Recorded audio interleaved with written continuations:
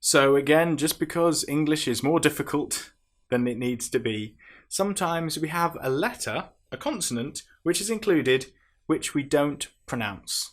We don't say it at all. It's just there to look good. You will notice that most of these have a pattern, and so once you know which letters might be silent, you will know not to pronounce these. So, if you have the letters G and N together, you normally will not pronounce the G. And one example might be gnat or a line. If you have the letters K, N together in that order, again, you probably won't pronounce the K. A common example will be knife. It just starts with the sound N, knife. Another one that you might come across is when you have L, M together. An example might be palm. In this case, the L, you will notice, is not pronounced at all. Palm or calm. Another time when the letter L is not pronounced is when we have the letters U, L, D. For example, the word would, could, should. In these cases, again, the L is completely silent. The letters B and P can sometimes be shown as well, but not pronounced. The B can sometimes come after the letter M. An example might be lamb or comb. Here we don't pronounce the B, we don't say lamb, it's just lamb or comb. The B is totally silent. Or how about the example of the letter P when it comes before the letter S? Psychology, psalm. Here we don't pronounce the P at all. We just pronounce the S sound. Psychology, psychiatry. The P is completely silent. Sometimes the letter W will appear before the letter R.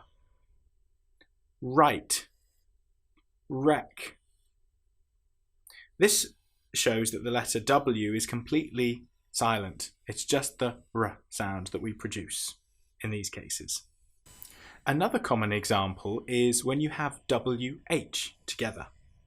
Some very common words have this combination of letters. For example, what, which, where. In these cases, the H sound doesn't exist. Now, in some parts of England, they will say what, which, and where. But that's not common. The common way is just to pronounce the W sound. However, with the word who, this is pronounced as if the W didn't exist. It's pronounced like it was just starting with the sound H. So watch out. English will catch you out at different points if you're not careful. Now, the most famous and the most difficult of these letter combinations is the combination GH. This is famous because it can be pronounced in whatever way you like, almost, it would seem. Let's take a few words and we'll show you how this can be pronounced in very different ways. Ghost. The letter H, as you'll notice, doesn't sound at all. Tough. In this example, the GH sounds like the F sound. It's the same with cough. In the next example, the sound disappears completely. Bow. Through. Thorough. I'm afraid that these you simply have to learn one by one. The GH sound is famous for having lots of different ways to pronounce it. So sadly, with this particular example, you will probably have to learn these examples on an individual basis.